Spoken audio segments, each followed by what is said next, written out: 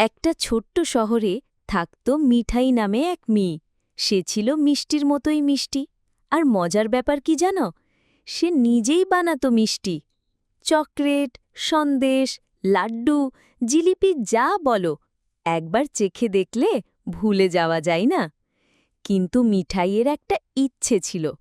সে এমন এক জায়গায় যেতে চাইত যেখানে সব কিছুই মিষ্টি দিয়ে তৈরি। এক রাতে যখন সে তার চকলেট কেকের রেসিপি নিয়ে ঘুমিয়ে পড়ল, হঠাৎ একটা মিষ্টির ঘ্রাণে সে জেগে উঠল।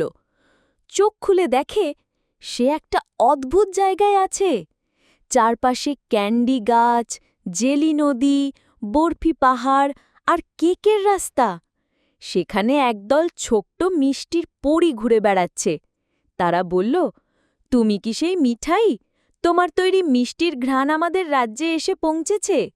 আমাদের রানী অসুস্থ, কিছুই খেতে পারছেন না।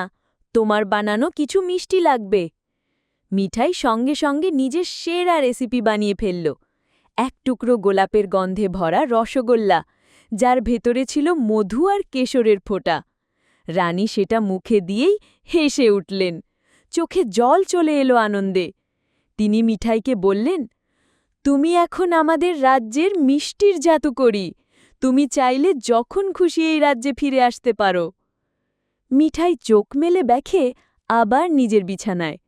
পাশে পড়ে আছে একটা ছোট্ট কাগজ, লেখা, তোমার বানানো মিষ্টি শুধু স্বাদ নয়, সেটা ভালোবাসাও।